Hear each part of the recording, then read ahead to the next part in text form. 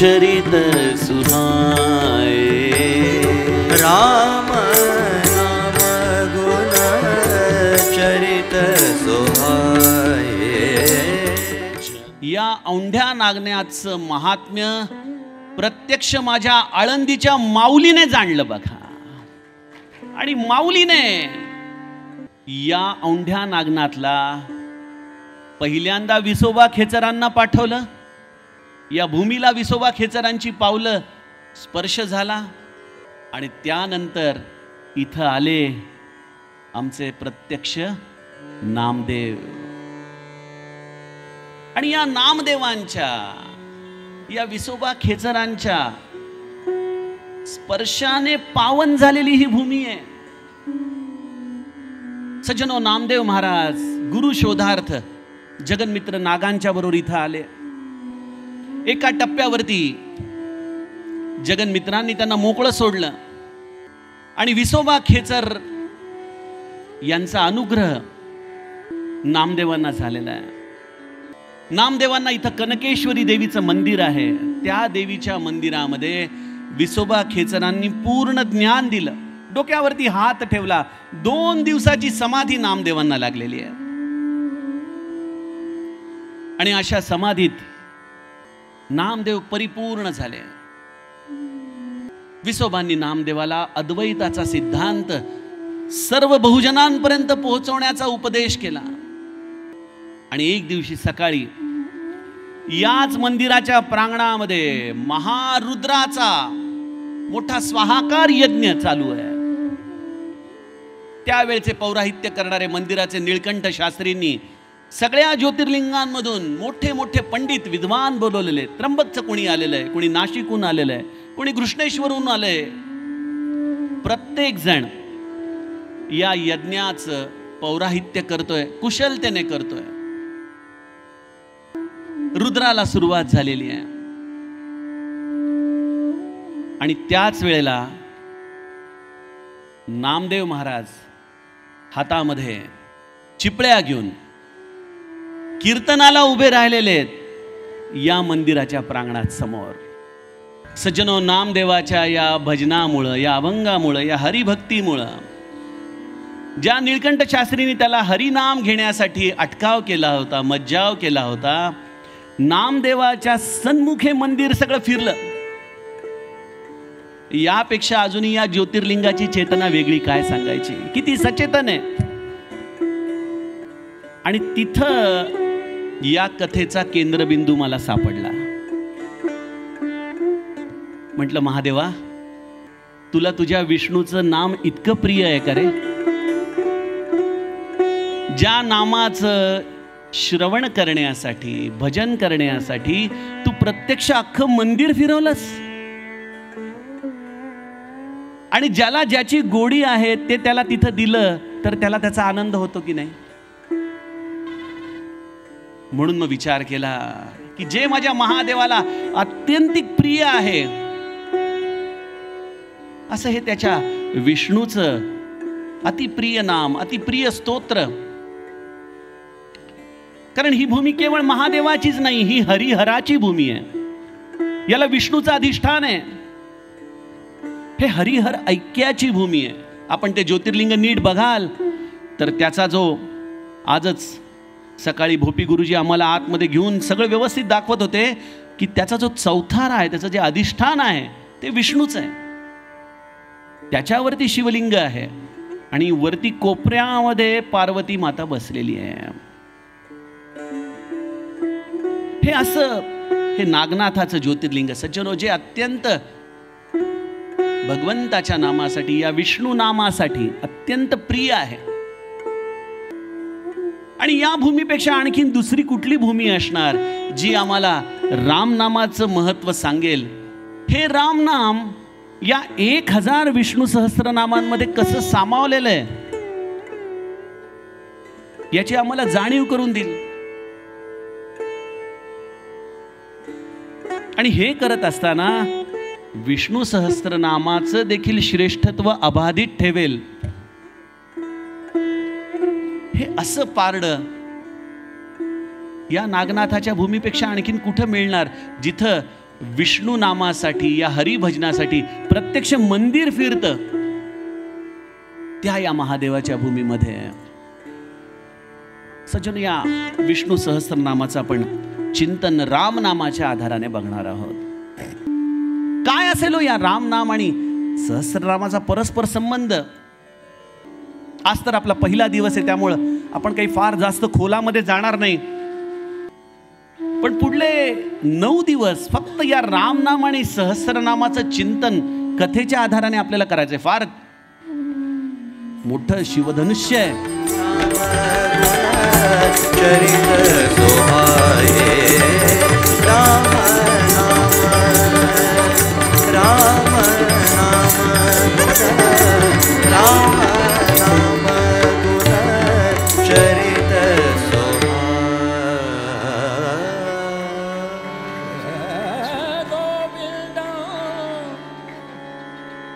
गोविन्दं गोविन्दं गोकुलानन्दं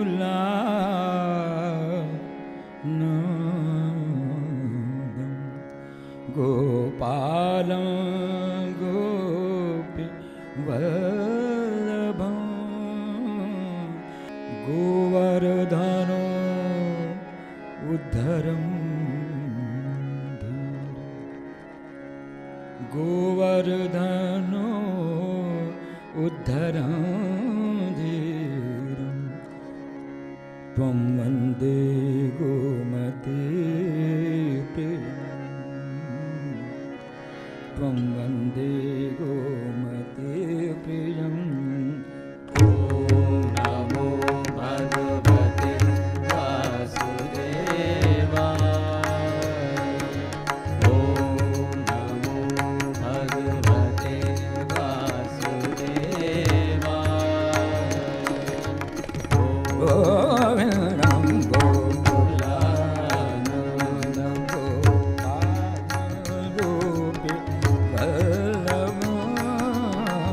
गोविन्दं गोकुलानन्दं गोपालगोपीवल्लभं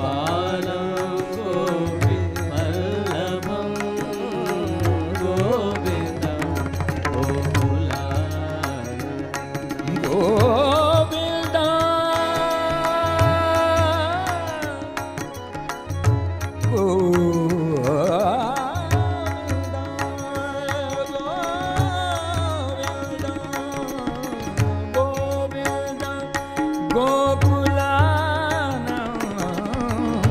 गोविन्दं गोकुला सत्ययुगामध्ये प्रसंग असा घडला होता की दुर्वासांच्या शापामुळं इंद्र शक्तिहीन झाला, असुरांनी स्वर्गावरती हल्ला केला, देवतांना हाकलून दिलं. त्यावेळेला विष्णू भगवंताने सांगितलं की आता तुम्हाला अमृताची प्राप्ती करून घ्यावी लागेल. या अमृताच्या प्राप्तीसाठी समुद्र मंथन करावं लागेल. त्यासाठी मेरू पर्वत आला. या मेरू पर्वताला धरणार कोण म्हणून त्याचा आधार कच्छप रूपाने स्वयं विष्णू झाला. वासुकी हा दोरी झालेला आहे आणि एका बाजूला असुर, एका बाजूला देव, आणि याचं हे मंथन सुरू झालं. असं म्हणतात की त्या मंथनामधून 14 गोष्टी प्रगटल्या. हे समुद्र मंथन म्हणजे एक प्रकारे मनुष्याच्या जीवनाच्या अवस्था आहेत. यांचा परस्परांशी संबंध आहे. या अशाच गोष्टी निघालेल्या नाही आहेत. या समुद्र मंथनामध्ये ज्या 14 गोष्टी सांगितल्या त्या एकातून एक संलग्न आहेत. त्या सिरीजमध्ये चालतात. म्हणजे ते शेवटी सगळं नेऊन आम्हाला अमृत तत्व देतं. या जीवन संघर्षामध्ये उडी मारल्यानंतर सगळ्यात पहिले काय येतं अनुभवायला? विष. फार संघर्ष आहे, फार अवघड आहे, कष्टप्रद आहे. पण ज्याला हे विष पचवता येतं त्याच्या जीवनामध्ये कामधेनू प्रगटते. ज्याला कामधेनू प्राप्त झाली, कामधेनू याचा अर्थ प्रतिभा. ती प्रतिभा, ही बुद्धी ज्याची विकसित होते त्याच्या जीवनामध्ये उच्चैश्रवा येतो. तो कल्पना करू शकतो, भरारी मारू शकतो, उत्तुंग भरारी मारू शकतो. म्हणजे ज्याच्या जीवनामध्ये विष पचवता आलं त्याला कामधेनुरूपी प्रतिभा प्रसन्न झाली. ती कामधेनुरूपी प्रतिभा प्रसन्न होताच उच्चैश्रवावरती बसून त्याला उत्तुंग उडी मारता आली. ज्याला अशी उत्तुंग उडी मारता येते जीवनामध्ये त्यालाच ऐरावतावरती बसून त्याचा सन्मान केला जातो. त्या गजराजावरती बसून त्याची मिरवणूक काढण्यात येते. हे त्या माणसालाच प्राप्त होऊ शकतं. आणि मग जो ऐरावतावरून फिरतो तो सगळ्यांच्या गळ्यातला कौस्तुभ मणी होतो. होतो की नाही? प्रत्येकाच्या गळ्यातला कौस्तुभ मणी होतो. जो कौस्तुभ मणी झाला त्याला प्रत्यक्ष कल्पतरूच प्राप्त होतो. तो म्हणेल ती पूर्व दिशा. पण कल्पतरूची गंमत अशी आहे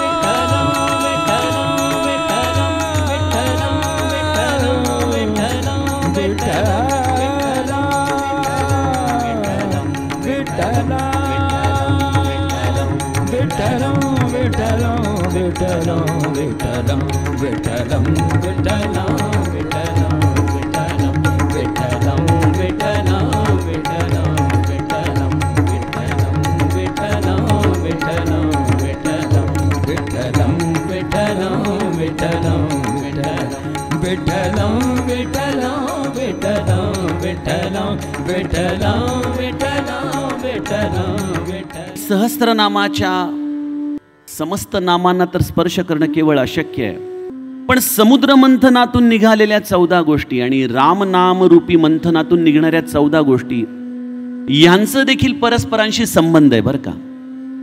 आपण एक संबंध बघितला समुद्र मंथनातल्या 14 नावांचा परस्परांशी. इकडं आपण रामनाम रूपी मंथनातून म्हटलं की या 14 नामांपैकी या 14 वस्तूंपैकी एक वस्तू जरी परिपूर्णतेने आपण केली तरी देखील आपल्याला अमृत तत्वाची प्राप्ती होऊ शकेल.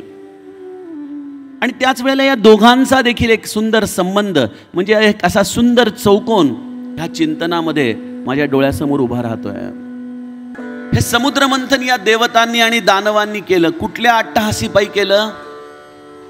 अमृताच्या शोधासाठी केलं. आम्ही देखील हा परमार्थ का करत आहोत? काय प्राप्त करायचंय आम्हाला? हा अमृत वपू, हा भगवंत, याच्या प्राप्तीसाठी म्हणून हा सगळा आमचा खटाटोप चाललाय. म्हणजे अमृत काय आहे? माझ्या हृदयातला राम हे अमृत आहे. राम नाम धरा, हरिकथा धरा. या कलियुगामध्ये उद्धरून जाण्याचा याहून साधा सोपा सुलभ उपाय नाही. तुम्ही कसेही असा, काही हरकत नाही. तर या देहाने केवळ एकच ध्येय, हरिनाम, हरिकथा, सत्संग, बस दुसरं काही नाही. याच्याशिवाय सुंदर अमृत कुठे मिळणार या भूलोकावर?